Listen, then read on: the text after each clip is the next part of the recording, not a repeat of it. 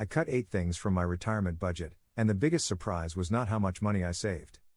It was how much calmer life became. Cutting expenses can feel like punishment. Smaller life. Less fun. More restriction. But sometimes the items draining your retirement are not the big obvious ones. They are quiet habits that make money leak out, $20 here, $40 there, until a fixed income feels tighter than it should. And that matters. The Bureau of Labor Statistics reported that average annual spending for all consumer units reached $78,535 in 2025, and food away from home alone averaged $3,945 a year. So here are the 8 cuts that made retirement feel easier, not cheaper, easier. The first thing I cut was frozen prepared meals. I'm not saying every frozen meal is bad. The problem is what they represent. They are often a convenience tax. You buy them because you are tired, hungry, and unprepared. In retirement, every quick option starts competing with your grocery budget. What worked better was batch cooking. Chili. Soup. Spaghetti sauce. Stews. Food I already knew I would eat. I started treating my freezer like a tiny retirement insurance policy. When real meals were ready, I stopped paying extra for panic food. The second thing I cut was higher-end clothing by habit. Not clothing completely. Just the assumption that a familiar brand automatically meant better value. Many retirees grew up believing certain brands were always worth the premium. But the market has changed. Many expensive labels are made in the same global supply chain as lower-priced clothing. So I started checking thrift stores, discount racks, and basic Walmart shirts. The lesson was simple. Retirement is not a fashion contest. It is a durability contest.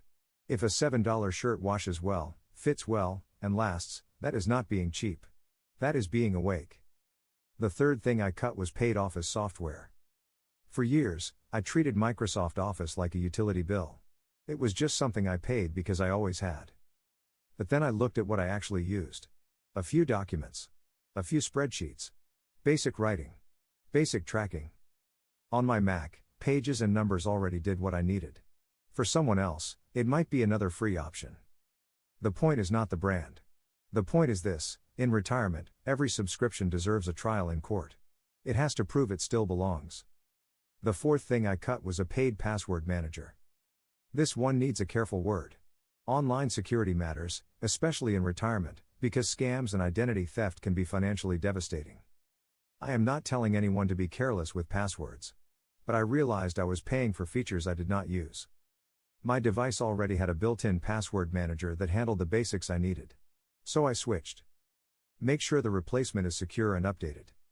The goal is not to save $40 by creating a $1,000 problem. The goal is to stop paying twice for the same function. The fifth thing I cut was a complicated self-care routines. This sounds small, but it is a perfect example of budget psychology. Companies do not just sell products. They sell the fear that one missing bottle means you are neglecting yourself. So I simplified. One product that contained all the ingredients I needed. That's it. I stopped buying duplicate ingredients in different bottles with fancier labels. And this is where retirement gets interesting. You do not just save money when you simplify. You save decision energy. You stop standing in the aisle wondering which product will finally fix everything. You buy what works, use it consistently, and move on. The sixth thing I cut was coffee, tea, and snacks while I was out. This is the tiny leak that fools people.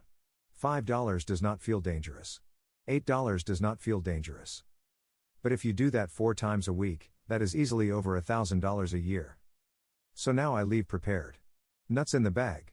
Water in the car. Tea before I go. The trick is to make the cheaper choice before you are hungry. Because once you are hungry, your budget is no longer making the decision. Your stomach is. The seventh thing I cut was multiple streaming services at the same time. Each service feels small. $10 here. $15 there. But 3 or 4 at once can turn into a cable bill wearing a new outfit. So I rotate. One paid service at a time. If a show comes out on BritBox, Acorn, Netflix, or somewhere else, I wait until the season is complete. Then I subscribe, watch what I came for, and cancel. That change gave me control. I stopped letting entertainment companies decide how many monthly bills I carried. The eighth thing I cut was stockpiling little luxuries I barely used. For me, that was tea. Boxes and boxes of tea. Herbal tea, black tea, seasonal tea I was saving for company. But the truth was, I reached for the same two favorites almost every day. This happens in retirement more than people admit. We do not just buy items. We buy the fantasy version of ourselves. The person who uses all the teas. The person who wears all the clothes. The person who watches all the services. The person who needs every product. And here is the surprising part. Cutting these 8 things did not make retirement feel smaller. It made it feel cleaner. I had fewer bills, fewer decisions, fewer errands, and fewer moments where I wondered, where did the money go? AARP found that 73% of adults age 30 plus worried about prices rising faster than income, and 64% worried about having enough money in retirement. That is why the goal is not to cut for the sake of cutting. The goal is to create margin. Margin is the space between your income and your stress. So look at your last 60 days of spending and circle anything that repeats automatically.